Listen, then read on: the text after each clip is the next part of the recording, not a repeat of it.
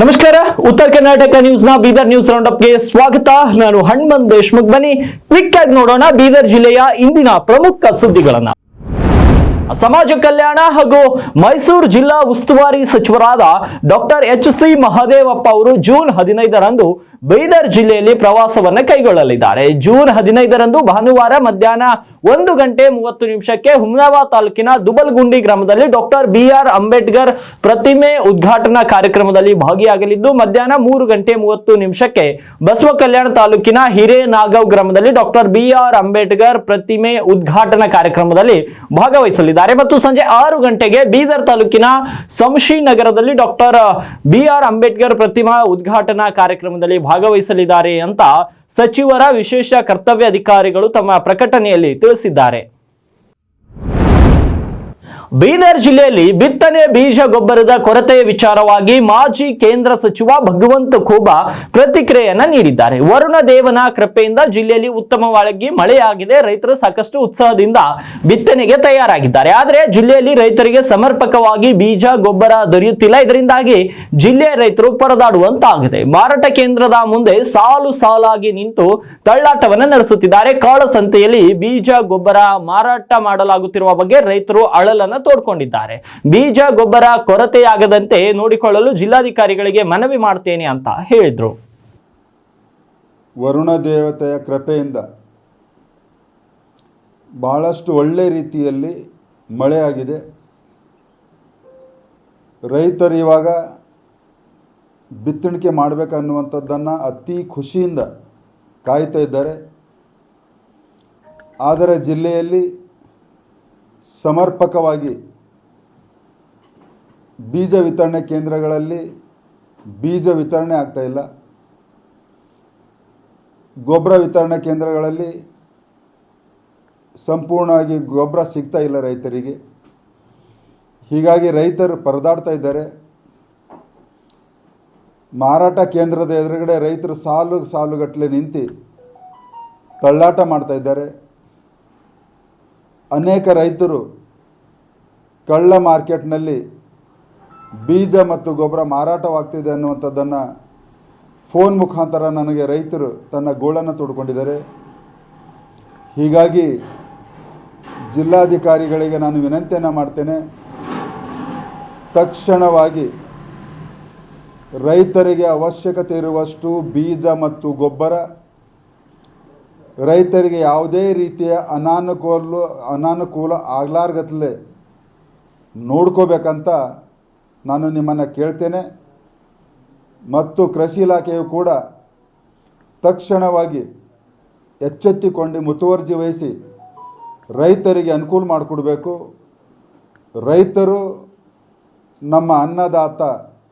ಸರಿಯಾದ ಸಮಯಕ್ಕೆ ನಾವು ರೈತರನ್ನು ಬೀಜ ಮತ್ತು ಬೀದರ್ ಜಿಲ್ಲೆಯ ಕಬ್ಬು ಬೆಳೆಗಾರರ ಬಾಕಿ ಬಿಲ್ ಸಿಗದ ವಿಚಾರವಾಗಿ ಇಂದು ಉತ್ತರ ಕರ್ನಾಟಕ ಸುದ್ದಿವಾಹಿನಿಯೊಂದಿಗೆ ಮಾತನಾಡಿದ ಮಾಜಿ ಕೇಂದ್ರ ಮಂತ್ರಿ ಭಗವಂತ ಖೂಬಾ, ಜಿಲ್ಲೆಯ ಅನೇಕ ರೈತರ ಕಬ್ಬಿನ ಬಾಕಿ ಮೊತ್ತ ಇಲ್ಲಿಯವರೆಗೆ ದೊರೆತಿಲ್ಲ. ಕೆಲವು ಸಕ್ಕರೆ ಕಾರ್ಖಾನೆಗಳ ಗೋದಾಮನ್ನ ಸೀಸ್ ಮಾಡಿದ ಹಿನ್ನೆಲೆ ರೈತರಿಗೆ ಪೇಮೆಂಟ್ ದೊರೆತಿಲ್ಲ. ಅದರಿಂದ ಸಕ್ಕರೆ ಗೋದಾಮಿನ ಕೀಗಳನ್ನ ಸಂಬಂಧಪಟ್ಟವರಿಗೆ ನೀಡಿ ಸಕ್ಕರೆ ಮಾರಿ ರೈತರಿಗೆ ಅವರ ಬಾಕಿ ಹಣವನ್ನ ನೀಡಬೇಕಂತ ಒತ್ತಾಯಿಸಿದ್ದಾರೆ.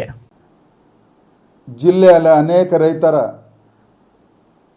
ಕಬ್ಬಿನ ಪೇಮೆಂಟು ಇಲ್ಲಿಯವರೆಗೆ ರೈತರಿಗೆ ಸಿಕ್ಕಿಲ್ಲ ಅನ್ನುವಂಥದ್ದನ್ನು ಗೋಳಾಡ್ತಾ ಇದ್ದಾರೆ.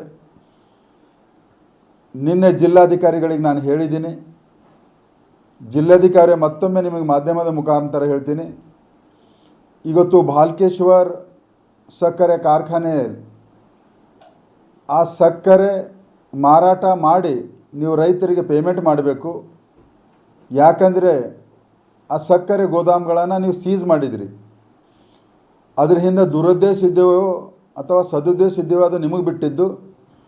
ಒಂದು ವೇಳೆ ನೀವು ಇವತ್ತು ಆ ಗೋಡಾನನ್ನು ಸೀಸ್ ಮಾಡಿ ಕೀಲಿ ನಿಮ್ಮ ಹತ್ರ ಇಟ್ಕೊಂಡಿದ್ದಾಗ ನಿಮ್ಮ ಜವಾಬ್ದಾರಿ ಇದೆ, ಅದರಲ್ಲಿರುವಷ್ಟು ಸಕ್ಕರೆಯನ್ನು ಮಾರಾಟ ಮಾಡಿ ರೈತರಿಗೆ ಹಣವನ್ನು ಪಾವತಿ ಮಾಡಬೇಕು. ಇಲ್ಲವಾದಲ್ಲಿ ಆ ಗೋಡಾನಿನ ಕೀ ರಿಲೀಸ್ ಮಾಡಿ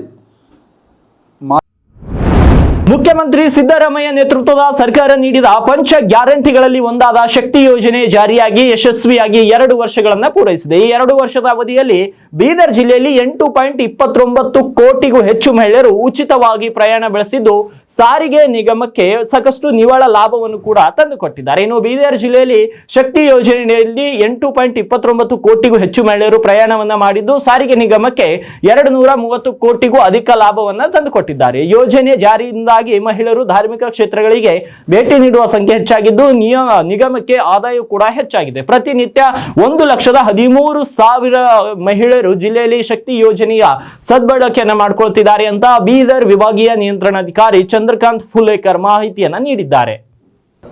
ನಮ್ಮ ಸಾರಿಗೆ ಸಂಸ್ಥೆಯಲ್ಲಿ ಸರ್ಕಾರದ 5 ಗ್ಯಾರಂಟಿಗಳಲ್ಲಿ ಒಂದು ಶಕ್ತಿ ಯೋಜನೆ ಜಾರಿಯಲ್ಲಿರುತ್ತದೆ. ಇದರಿಂದ ಮಹಿಳೆಯರು ಮತ್ತು ಬಾಲಕಿಯರು ಸುಮಾರು 2 ವರ್ಷಗಳಿಂದ 8,29,00,000 ಮಹಿಳೆಯರು ಬಾಲಕಿಯರು ನಮ್ಮ ಒಂದು ಸಾರಿಗೆ ಬಸ್ಸುಗಳಲ್ಲಿ ಪ್ರಯಾಣಿಸಿರುತ್ತಾರೆ. ಇದರಿಂದ 237 ಕೋಟಿ ಆದಾಯನೂ ಸಂಗ್ರಹವಾಗಿರುತ್ತದೆ ಜಿಲ್ಲೆಯಲ್ಲಿ ನಮ್ಮ ಒಂದು ವಿಭಾಗದಲ್ಲಿ. ಅದೇ ರೀತಿಯಾಗಿ ದಿನಾಲೂ 1,13,000 ಮಹಿಳೆಯರು ದಿನನಿತ್ಯ ಓಡ್ತಾ ಇದ್ದಾರೆ, ಬರ್ತಾ ಇದ್ದಾರೆ. ಹಾಗೂ ಇದರಿಂದ ಆದಾಯ 32,30,000 ಆದಾಯನೂ ಬರ್ತಾ ಇದೆ. ಅಲ್ಲಿ 32 ಲಕ್ಷ ಆದಾಯ ಬರ್ತಾ ಇದೆ. ಅದೇ 32,30,30,000 ದಿನನಿತ್ಯ ನಮಗೆ ಸಂಗ್ರಹವಾಗ್ತಾ ಇದೆ. ಎಲ್ಲ ಭಾಗಕ್ಕೆ ಓಡಾಡ್ತಾ ಇದ್ದಾರೆ. ಆಲ್ಮೋಸ್ಟು ಈಗ ನಾವು ಒಂದು ಈ ಶಕ್ತಿ ಯೋಜನೆ ಬಂದ ಮೇಲೆ ನಾವು ಅಬ್ಸರ್ವ್ ಮಾಡಿದ್ದ ಪ್ರಕಾರ ಎಲ್ಲ ಒಂದು ದೇವಸ್ಥಾನಗಳಲ್ಲಿ ಮಹಿಳೆಯರು ಒಂದು ಗುಂಪಾಗಿ ಒಂದು ಸಂಘ ಕಟ್ಕೊಂಡು ಹೆಚ್ಚು ದೇವಸ್ಥಾನಗಳು ಧರ್ಮಸ್ಥಳ ಆಗ್ಬೋದು, ಸೌದತ್ತಿ ಯಲ್ಲಮ್ಮ ಆಗ್ಬೋದು, ಬನಶಂಕರಿ ದೇವಿ ಆಗ್ಬೋದು, ಹಾಗೆ ಇನ್ನಿತರ ಎಲ್ಲೆಲ್ಲಿ ದೇವಸ್ಥಾನ, ಗಾಣಗಾಪುರ ಮತ್ತು ನಮ್ಮ ಗತ್ತರಿಗೆ ಭಾಗಮ್ಮ ಭಾಳಷ್ಟು ಜನ ಓಡಾಡ್ತಾ ಇದ್ದಾರೆ. ಇದರ ಒಂದು ಸವಲತ್ತು ಇವನ್ ನಮ್ಮ ಸರ್ಕಾರದಲ್ಲಿ ಕೆಲಸ ನಿರ್ವಹಣೆ ಮಾಡ್ತಿರ್ತಕ್ಕಂಥ ಹೆಣ್ಮಕ್ಳು ಕೂಡ ಅದರ ಸೌಲಭ್ಯವನ್ನು ಪಡೆದಿರ್ತಾರೆ. ಇವತ್ತು ಭಾಳ ಒಳ್ಳೆಯ ಒಂದು ಶಕ್ತಿ ಯೋಜನೆ ನಮ್ಮ ಸರ್ಕಾರ ಸಾರಿಗೆ ಸಂಸ್ಥೆಯಲ್ಲಿ ಜಾರಿಯಲ್ಲಿ ಇರೋದರಿಂದ ಒಂದು ಸಾರಿಗೆ ಸಂಸ್ಥೆಗೂ ಕೂಡ ಒಂದು ಗೌರವ ಸಂದಿದೆ ಅಂತ ಹೇಳ್ಬಿಟ್ಟು ಈ ಒಂದು ಸಂದರ್ಭದಲ್ಲಿ ಹೇಳ್ತೀನಿ. ಕೃಷಿಯೊಂದಿಗೆ ಹೈನುಗಾರಿಕೆ ಮತ್ತು ಕುರಿ ಕೋಳಿ ಸಾಕಾಣಿಕೆ ಮಾಡಲು ಆಸಕ್ತಿ ಹೊಂದಿರುವ ರೈತರಿಗಾಗಿ ಪಶುಪಾಲನಾ ಮತ್ತು ಪಶು ವೈದ್ಯಕೀಯ ಸೇವಾ ಇಲಾಖೆ ವತಿಯಿಂದ ರೈತರಿಗೆ ತರಬೇತಿ ನೀಡುವ ಯೋಜನೆ ರಾಜ್ಯ ಸರ್ಕಾರದ ವತಿಯಿಂದ ಜಾರಿಯಲ್ಲಿದ್ದು ಬೀದರ್ನ ಮುಖ್ಯ ಪಶು ವೈದ್ಯಾಧಿಕಾರಿಗಳ ಕಚೇರಿ ಆವರಣದಲ್ಲಿ ಪಶುಪಾಲನಾ ಮತ್ತು ಪಶು ವೈದ್ಯಕೀಯ ತರಬೇತಿ ಸಂಸ್ಥೆಯು ಈ ತರಬೇತಿಯನ್ನ ಬಹಳ ಅಚ್ಚುಕಟ್ಟಾಗಿ ನಿರ್ವಹಿಸುತ್ತಾ ಬಂದಿದೆ. ಇನ್ನು ರೈತರಿಗೆ ನೀಡುವಂತಹ ತರಬೇತಿ ವಿಚಾರವಾಗಿ ಉತ್ತರ ಕರ್ನಾಟಕ ಸುದ್ದಿ ವಾಹಿನಿಯೊಂದಿಗೆ ಮಾತನಾಡಿದ ಪಶುಪಾಲನಾ ಮತ್ತು ಪಶು ವೈದ್ಯಕೀಯ ತರಬೇತಿ ಸಂಸ್ಥೆಯ ಮುಖ್ಯಸ್ಥ ಡಾಕ್ಟರ್ ಸೋಮಶೇಖರ್, ರೈತರಿಗೆ ಅವಶ್ಯವಿರುವ ತರಬೇತಿಗಳನ್ನ ನಮ್ಮ ತರಬೇತಿ ಸಂಸ್ಥೆಯಲ್ಲಿ ಪ್ರತಿ ತಿಂಗಳು ನಡೆಸುತ್ತೇವೆ. ಉನ್ನತ ತರಬೇತಿ ಹೊಂದಿರುವಂತಹ ಪಶು ವೈದ್ಯಾಧಿಕಾರಿಗಳಿಂದ ಉಚಿತ ತರಬೇತಿ ನೀಡುವ ಪತ್ರ ಕುರಿ ಕೋಳಿ ಸಾಕಾಣಿಕೆ ಹಾಗೂ ಹೈನುಗಾರಿಕೆಗಾಗಿ ಸಾಲ ಪಡೆಯಲು ಸಹಕಾರಿಯಾಗಲಿದೆ ಎಂದರು. ನಮ್ಮ ತರಬೇತಿ ಕೇಂದ್ರದಲ್ಲಿ ನಾವು ರೈತರಿಗೆ ಅನುಕೂಲವಾಗುವಂಥ, ರೈತರಿಗೆ ಅವಶ್ಯಕತೆ ಇರುವಂಥ ಸುಮಾರು ಥರದ ತರಬೇತಿ ಕಾರ್ಯಕ್ರಮಗಳನ್ನು ಪ್ರತಿ ತಿಂಗಳು ನಡೆಸ್ತಾ ಇರ್ತೇವೆ. ಮುಖ್ಯವಾಗಿ ನಾವು ಕುರಿ ಮೇಕೆ ಸಾಕಾಣಿಕೆ ತರಬೇತಿ ಆಗಿರ್ಬೋದು, ಹೈನುಗಾರಿಕೆ ತರಬೇತಿ ಆಗಿರ್ಬೋದು, ಕೋಳಿ ಸಾಕಾಣಿಕೆ ತರಬೇತಿಗಳ ಕಾರ್ಯಕ್ರಮಗಳನ್ನು ನಾವು ಪ್ರತಿ ತಿಂಗಳು ನಮಗೆ ಗುರಿಗಳನ್ನೇ ನಾವು ಮಾಡ್ತಾ ಇರ್ತೀವಿ. ಪ್ರತಿ ತಿಂಗಳು ನಾವು ಮುಖ್ಯವಾಗಿ ಈ ಒಂದು 2 ದಿವಸ ಜೂನ್ 12 ಮತ್ತು 13ನೇ ತಾರೀಕು ನಾವು ಕೋಳಿ ಸಾಕಾಣಿಕೆ ತರಬೇತಿಯನ್ನು ನಮ್ಮ ಕೇಂದ್ರದಲ್ಲಿ ಹಮ್ಮಿಕೊಳ್ಳಲಾಗಿತ್ತು. ಅದರಲ್ಲಿ ಸುಮಾರು 30 ಜನ ಆಸಕ್ತ ರೈತರು ಭಾಗವಹಿಸಿದ್ದರು. ನಮ್ಮ ತರಬೇತಿ ಕಾರ್ಯಕ್ರಮದಲ್ಲಿ ನಾವು ರೈತರಿಗೆ ಅನುಕೂಲವಾಗುವಂಥ ಉನ್ನತ ಪರಿಣಿತಿ ಹೊಂದಿರುವಂಥ ನಮ್ಮ ಪರಿಣಿತಿದಾರರನ್ನು ನಾವು ಪಶುವೈದ್ಯಕ ಮಹಾವಿದ್ಯಾಲಯ ಬೀದರಿಂದ ಹಾಗೂ ನಮ್ಮ ಇಲಾಖೆಯಲ್ಲಿ ಅನುಭವ ಹೊಂದಿರುವಂಥ ಪಶುವೈದ್ಯಾಧಿಕಾರಿಗಳನ್ನ ಕರೆಸಿ ಅವರಿಗೆ ಉತ್ತಮ ರೀತಿಯ ತರಬೇತಿ ಕಾರ್ಯಕ್ರಮಗಳನ್ನು ನಾವು ಮಾಡ್ತಾ ಇದ್ದೀವಿ. ಅದೇ ರೀತಿ ನಾವು ಕೋಳಿ ಸಾಕಾಣಿಕೆ ತರಬೇತಿಯನ್ನು 12 ಮತ್ತು 13ನೇ ತಾರೀಕಿಗೆ ಸುಮಾರು 30 ಜನ ಆಸಕ್ತ ರೈತರು ನಮ್ಮ ತರಬೇತಿ ಕಾರ್ಯಕ್ರಮದಲ್ಲಿ ಭಾಗವಹಿಸಿ ಅದನ್ನು ಒಂದು ಸದುಪಯೋಗವನ್ನು ಪಡೆದುಕೊಂಡಿರ್ತಾರೆ. ಹಾಗೂ ನಮ್ಮ ತರಬೇತಿ ಕಾರ್ಯಕ್ರಮದಲ್ಲಿ ನಾವು ಮಾಡುವಂತಹ ಒಂದು ಪ್ರಮಾಣ ಪತ್ರ ಏನಿರ್ತದೆ ಅದನ್ನು ಅವರಿಗೆ ಬ್ಯಾಂಕ್ ಸಾಲ ತೊಗೊಳ್ಳಿಕ್ಕೂ ಅವರಿಗೆ ಅನುಕೂಲ ಆಗ್ತದೆ. ಆ ರೀತಿ ಅವರು ನಮ್ಮ ತರಬೇತಿ ಕಾರ್ಯಕ್ರಮದ ಇನ್ನೂ ನಮ್ಮ ಜಿಲ್ಲೆಯ ಎಲ್ಲ ರೈತರಲ್ಲಿ ಇನ್ನೊಮ್ಮೆ ವಿನಂತಿ ಮಾಡ್ಕೊಳ್ಳೋದೇನೆಂದರೆ, ನಾವು ತರಬೇತಿಗೆ ಪತ್ರಿಕೆಯಲ್ಲಿ ಪ್ರಕಟಣೆ ಹೊರಡಿಸಿದರೆ ದಯವಿಟ್ಟು ನೀವು ಆ ತರಬೇತಿ ಪ್ರಕಟಣೆ ಹೊರಡಿಸಿದ ನಂತರ ನಮಗೆ ಕಾಂಟ್ಯಾಕ್ಟ್ ಮಾಡಿ ನಮ್ಮ ತರಬೇತಿ ಕಾರ್ಯಕ್ರಮಗಳಲ್ಲಿ ಭಾಗವಹಿಸಿ ನಮ್ಮ ತರಬೇತಿ ಕಾರ್ಯಕ್ರಮದ ಒಂದು ಲಾಭ ಪಡ್ಕೊಳ್ಬೇಕಂತ ತಮ್ಮಲ್ಲಿ ವಿನಂತಿಸ್ಕೊಳ್ತಾ ಇದ್ದೀನಿ. ನನ್ನ ಹೆಸರು ಡಾಕ್ಟರ್ ಸೋಮಶೇಖರ್ ಒಕ್ತಾಪುರ್ ಅಂತೇಳಿ. ನಾನು ಮುಖ್ಯ ಪಶುವೈದ್ಯಾಧಿಕಾರಿಗಳು, ಪಶುಪಾಲನಾ ಮತ್ತು ಪಶುವೈದ್ಯಕೀಯ ತರಬೇತಿ ಕೇಂದ್ರ ಬೀದರ್ನಲ್ಲಿ ಕೆಲಸ ನಿರ್ವಹಿಸ್ತಾ ಇದ್ದೀನಿ. ಇನ್ನು ಉತ್ತರ ಕರ್ನಾಟಕ ಸುದ್ದಿವಾಹಿನಿಯೊಂದಿಗೆ ಮಾತನಾಡಿದ ಪಶುಪಾಲನಾ ಇಲಾಖೆಯ ಉಪನಿರ್ದೇಶಕ ಡಾಕ್ಟರ್ ನರಸಪ್ಪ ಮಾತನಾಡಿ, ಕೃಷಿಯೊಂದಿಗೆ ಇನ್ನಿತರ ಲಾಭದಾಯಕ ಕಸುಬು ಮಾಡಲು ಇಚ್ಛೆ ಇರುವಂತಹ ರೈತರಿಗೆ ನಮ್ಮ ಪಶುಪಾಲನಾ ಮತ್ತು ಪಶು ವೈದ್ಯಕೀಯ ತರಬೇತಿ ಸಂಸ್ಥೆಯಲ್ಲಿ ವೈಜ್ಞಾನಿಕವಾಗಿ ತರಬೇತಿ ನೀಡಲಾಗುತ್ತದೆ. ಈ ತರಬೇತಿಯಿಂದ ರೈತರು ತಮ್ಮ ಜೀವನವನ್ನ ಉತ್ತಮವಾಗಿ ನಿರ್ವಹಿಸಲು ಸಾಧ್ಯವಾಗುತ್ತದೆ ಎಂದರು. ತರಬೇತಿ ಕಾರ್ಯಕ್ರಮದಲ್ಲಿ ಅದರ ಮುಖ್ಯಸ್ಥರಾದಂಥ ಡಾಕ್ಟರ್ ಸೋಮಶೇಖರ್ ಅವರಾಗಿರ್ಬೋದು ಅಥವಾ ಪಶುವೈದ್ಯಕೀಯ ಮಹಾವಿದ್ಯಾಲಯ ಬೀದರದ ನುರಿತಂಥ ಉಪನ್ಯಾಸಕರಾಗಿರ್ಬೋದು, ನಮ್ಮ ಇಲಾಖೆಯಲ್ಲಿ ಕೆಲಸ ಮಾಡುವಂಥ ಇತರೆ ಎಲ್ಲ ಪಶುವೈದ್ಯಾಧಿಕಾರಿಗಳು ತಮ್ಮ ಅನುಭವವನ್ನು ನಮ್ಮ ಸಾರ್ವಜನಿಕರಿಗೆ, ರೈತ ಬಾಂಧವರಿಗೆ ಹಂಚಿಕೊಳ್ತಾರೆ. ಆ ಮೂಲಕ ಅವರಿಗೆ ತರಬೇತಿ ಮುಗಿದ ನಂತರ ಪ್ರಮಾಣ ಪತ್ರವನ್ನು ಸಹಿತ ವಿತರಿಸ್ತಾರೆ. ಆ ಪ್ರಮಾಣ ಪತ್ರ ಅವರಿಗೆ ಬ್ಯಾಂಕ್ ವತಿಯಿಂದ ಸಾಲ ಸೌಲಭ್ಯವನ್ನು ಪಡೆದುಕೊಂಡು ಹೈನುಗಾರಿಕೆ, ಕುರಿಮೇಕೆ ಸಾಕಾಣಿಕೆ ಮತ್ತು ಹಂದಿ ಸಾಕಾಣಿಕೆ, ಕೋಳಿ ಸಾಕಾಣಿಕೆಯ ಸಾಲ ಸೌಲಭ್ಯವನ್ನು ಪಡೆದುಕೊಂಡು ತಮ್ಮ ಜೀವನೋಪಾಯವನ್ನು ನಡೆಸಿಕೊಂಡು ಹೋಗಲಿಕ್ಕೆ ಸಾಧ್ಯ ಆಗ್ತದೆ. ಆ ನಿಟ್ಟಿನಲ್ಲಿ ಪಶುವೈದ್ಯಕೀಯ ತರಬೇತಿ ಕೇಂದ್ರ ಬೀದರ್ನಲ್ಲಿ ಒಳ್ಳೆಯ ರೀತಿಯಲ್ಲಿ ಕೆಲಸ ನಿರ್ವಹಿಸುತ್ತಿದ್ದು, ಸಾರ್ವಜನಿಕರಿಗೆ ಈ ಒಂದು ಪಶುಪಾಲನೆಯ ಬಗ್ಗೆ, ಹೈನುಗಾರಿಕೆ ಬಗ್ಗೆ, ಕುರಿಮೇಕೆ ಸಾಕಾಣಿಕೆ, ಕೋಳಿ ಸಾಕಾಣಿಕೆ ಮತ್ತು ಹಂದಿ ಸಾಕಾಣಿಕೆ ಬಗ್ಗೆ ಒಂದು ಒಳ್ಳೆಯ ವೈಜ್ಞಾನಿಕವಾಗಿ ಮಾಹಿತಿಯನ್ನು ನೀಡಿ ಅವರ ಒಂದು ಆರ್ಥಿಕ ಮಟ್ಟವನ್ನು ಹೆಚ್ಚಿಸಲಿಕ್ಕೆ ಅವಿರತವಾಗಿ ಶ್ರಮವನ್ನು ವಹಿಸ್ತಾ ಇದೆ. ಮುಂಗಾರು ಹಂಗಾಮಿನಲ್ಲಿ ಔರಾದ್ ಬಿ ಹಾಗೂ ಕಮಲ್ನಗರ್ ತಾಲೂಕುಗಳಲ್ಲಿ ರೈತರು ಹೆಚ್ಚಾಗಿ ಬಿತ್ತನೆ ಮಾಡಲಾಗುವ ಸೋಯಾಬೀನ್ ಬೀಜದ ಕೊರತೆ ಆಗದಂತೆ ಅಗತ್ಯ ವ್ಯವಸ್ಥೆ ಮಾಡಿಕೊಳ್ಳಬೇಕು ಅಂತ ಮಾಜಿ ಸಚಿವ ಹಾಗೂ ಔರಾದ್ ಶಾಸಕ ಪ್ರಭು ಬಿ ಚವ್ಹಾಣ್ ಕೃಷಿ ಅಧಿಕಾರಿಗಳಿಗೆ ಸೂಚನೆಯನ್ನ ನೀಡಿದ್ದಾರೆ. ಪ್ರಸಕ್ತ ಹಂಗಾಮಿನಲ್ಲಿ ಬಿತ್ತನೆಯಾದ ಸಮಯಕ್ಕೆ ಸರಿಯಾಗಿ ಮಳೆ ಆಗದೇ ಇರುವುದು ಎಲ್ಲಾ ರೈತರು ಕೃಷಿ ಚಟುವಟಿಕೆಗಳನ್ನ ಆರಂಭಿಸಿದ್ದಾರೆ. ಈ ಸಂದರ್ಭದಲ್ಲಿ ರೈತರಿಗೆ ಬಿತ್ತನೆ ಬೀಜ ಸಿಗಬೇಕು. ಎಲ್ಲಾ ರೈತ ಸಂಪರ್ಕ ಕೇಂದ್ರಗಳಲ್ಲಿ ಬಿತ್ತನೆ ಬೀಜ ವಿತರಣೆ ನಡೆಯುತ್ತಿದೆ. ಆದರೂ ಕೆಲವೆಡೆ ಸೋಯಾಬೀನ್ ಬೀಜ ಸಿಗುತ್ತಿಲ್ಲವೆಂದು ರೈತರಿಂದ ನಿರಂತರವಾಗಿ ದೂರುಗಳು ಬರುತ್ತಿವೆ. ಕ್ಷೇತ್ರಕ್ಕೆ ಬೇಕಾದಷ್ಟು ಸೋಯಾಬೀನ್ ಬೀಜ ತರಿಸಿಕೊಂಡು ಸಕಾಲಕ್ಕೆ ರೈತರಿಗೆ ಕಲ್ಪಿಸಬೇಕು ಅಂತ ನಿರ್ದೇಶನವನ್ನ ನೀಡಿದ್ದಾರೆ. ಕರ್ನಾಟಕ ಅರಣ್ಯ ಮತ್ತು ಪರಿಸರ ಸಚಿವ ಈಶ್ವರ್ ಖಂಡ್ರೆ ನಿನ್ನೆ ಗುಜರಾತ್ನ ಅಹಮದಾಬಾದ್ನಲ್ಲಿ ನಡೆದಂತಹ ಏರ್ ಇಂಡಿಯಾ ವಿಮಾನ ಅಪಘಾತದ ಬಗ್ಗೆ ಆಳವಾದ ದುಃಖವನ್ನ ವ್ಯಕ್ತಪಡಿಸಿದ್ದಾರೆ. ಈ ದುರಂತದಲ್ಲಿ ಪ್ರಾಣ ಕಳೆದುಕೊಂಡವರ ಕುಟುಂಬಗಳಿಗೆ ಸಂತಾಪವನ್ನ ಸೂಚಿಸಿದ್ದಾರೆ. ಏರ್ ಇಂಡಿಯಾ ವಿಮಾನ ಅಪಘಾತದ ಸುದ್ದಿ ತುಂಬಾ ನೋವು ತಂದಿದೆ. ಈ ಅಪಘಾತದಲ್ಲಿ ಪ್ರಾಣ ಕಳೆದುಕೊಂಡವರ ಕುಟುಂಬಗಳಿಗೆ ನಾನು ಹೃತ್ಪೂರ್ವಕ ಸಂತಾಪಗಳನ್ನು ಅರ್ಪಿಸುತ್ತೇನೆ. ಮೃತರ ಆತ್ಮಗಳಿಗೆ ಶಾಂತಿ ಸಿಗಲಿ. ಈ ಅಪರಿಹಾರಕ ನಷ್ಟವನ್ನ ಸಹಿಸಲು ಅವರ ಕುಟುಂಬಗಳಿಗೆ ಶಕ್ತಿಯು ದೊರಕಲಿ ಅಂತ ಸಚಿವರು ತಿಳಿಸಿದ್ದಾರೆ. बहुत ही दुखद घटना है। तो मैं सबसे पहले तो मेरे तरफ से जो लोगों के अत्यंत सभी परिवार के जितने लोग